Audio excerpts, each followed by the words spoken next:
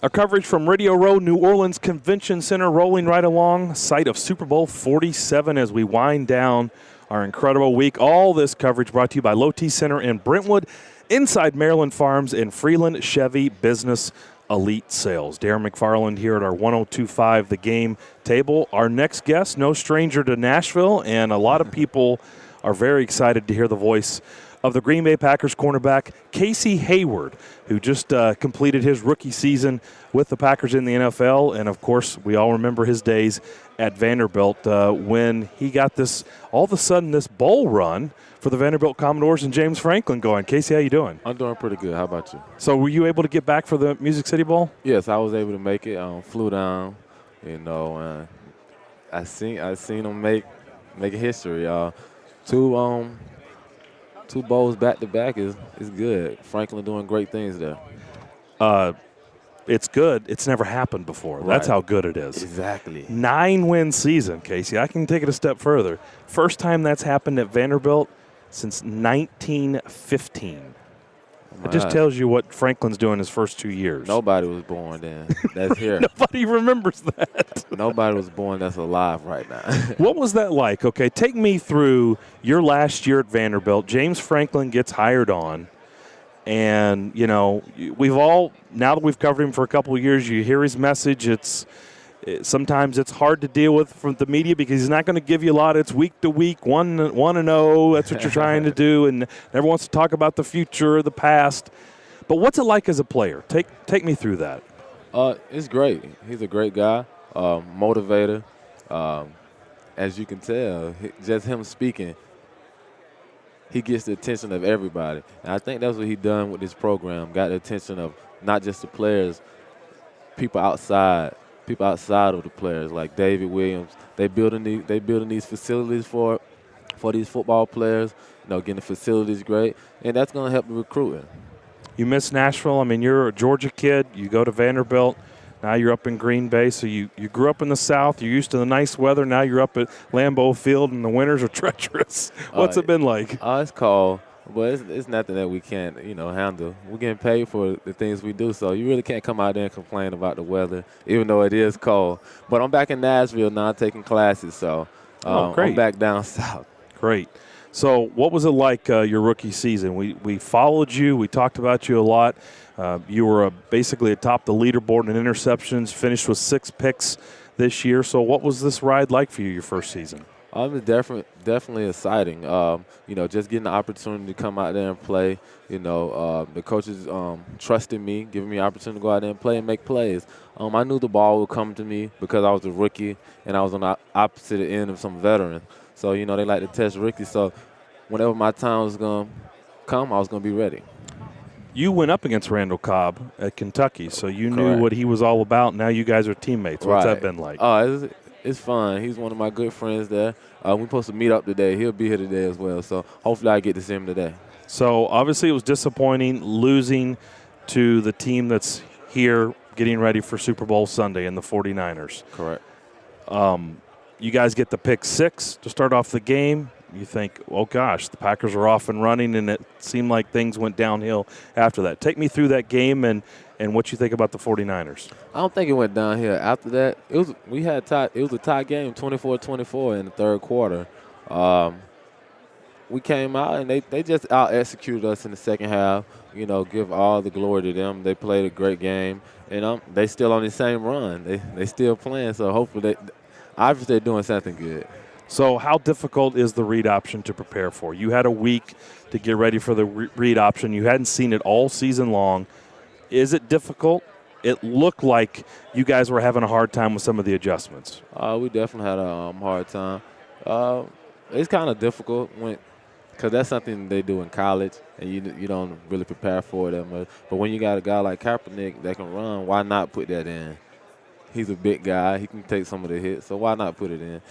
They out-executed us. They did a good job that game. It seems like that's where we're going with all this. You've got the pistol in Washington. You've got read option in San Francisco. Now Chip Kelly is in Philadelphia. This may be the new movement in the NFL. You're a defensive guy. Defenses are pretty smart in the NFL. You get an entire offseason for coaches and players to figure schemes out. Do you think this is something that can last? Definitely. all these schemes that the offensive coordinator's been running, it's been working. You just can't say one offense will not work over the other because all the schemes, the defense is trying to adjust just like the offense try to adjust to the defense. If they do more of that zone read, you might see more cover too. Get more eyes on the backfield. Green Bay Packers cornerback Casey Hayward, former Vanderbilt Commodore, here at our table. All right, do you guys give your quarterback, Aaron Rodgers, a lot of grief over discount double check? I mean, how much hazing is going on in that locker room, or is that off limits, talking about the State Farm commercial? I don't think too many people give him a hard time. I think people, when you first seen Greg Jennings commercial, I think that was the funny one. With Greg Jennings, his Old Spice commercial. But everybody's pretty chill in the locker room. Nobody's treat each other different. So I think that's a good thing in our locker room. How different is Aaron from Jordan? Not different at all. They very similar guys. They look alike. They act alike. They're great guys. I actually got to hang with Aaron a couple days, just like I got to hang with Jordan a couple of days when I was at Vandy. So they're very similar guys. When they drafted you and when you were getting ready for, let's say, training camp, did you talk to Jordan about Aaron? I know you're on the other side of the ball, but did you talk to him about, what to expect from his brother? I mean, he is basically the face of the franchise. No, we didn't really talk about it. The only thing we really talked about, he congratulated me being there. He told me to go and visit his brother because he got a big old house down there. Make sure I go and visit because he got entertainment and things like that. But that's all he talked about. But, Aaron came out to be a great guy. He was a good dude to me, so. Your wide receiver, a great guy, Dancing with the Stars champ, announced this week down here that he's calling it quits. Donald Driver is going to hang it up after a long, successful NFL career. Surprised? Not surprised, but, when you got guys like that, you feel like they can play for so long because they've been doing it so long. I guess he felt like it was his time to go, and he wanted to go out a Green Bay Packer. I felt like he still could have played somewhere else, but he's loyal to Green Bay, and I salute him for being loyal. What are you doing down here? What do you got? Just taking in the sights? What's going on today? I'm taking in the sights, going on the road, trying to get my name out there a little bit. I got an NFL honors tomorrow, so. Okay. And you have also another teammate, right? Former Vanderbilt guy, Spencer Richardson, right? Sean Richardson, yeah, excuse me. Yeah. So how was his first year? He was doing well. He ended up hurting his back, had back surgery, but he's coming back off that, so hopefully he can get healthy and get back out there. That's some SEC guys on that team. You got Masta, your punter, and Randall Cobb, some Vandy guys. I like it. Yeah, got a lot of SEC out and a lot of Vandy guys on Chicago. So that division is full of Vanderbilt guys and SEC guys. Oh yeah, a division definitely full of SEC guys. Just the whole league, that's the best. That's the best conference. We're not gonna talk about it, but that's the best conference. Are you going to the game on Sunday? No, I'm not going to the game. I'm gonna go back and watch it in Nashville. I don't want to watch it here. Who do you think wins? If I had to choose, are you going to stick with the NFC or? I would go with San Fran. You're going to go with San Fran. If I had to choose, okay. I didn't play Baltimore this year, but we did play San Fran. Right. And I'll go with them. Okay. You saw them twice.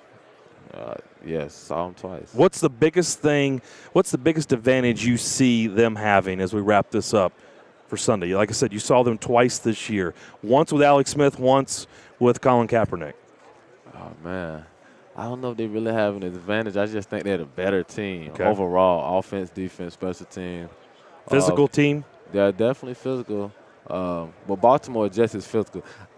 If the game goes the other way, I could see it happening as well. But I don't think it could be a blowout if Baltimore win. I think it could be a blowout if San Fran wins, though. Not saying it will, but it has a better opportunity that way, being a blowout. All right, where are we going for the Super Bowl party in Nashville? Where's it at? I need to find it, too. I'm trying to find out. You're Casey Hayward. You're in the pros. You're NFL Packers. You know where the parties are at, not me. I might just watch it at the house. Okay. I might just watch it. I'll order a pizza or something. Thanks for stopping by. Congratulations on a successful year, and we look forward to talking to you down the road. Oh, thank you for having me. Casey Hayward, a fine cornerback for the Green Bay Packers. We appreciate him stopping by our table. We'll take a break, and we'll be back.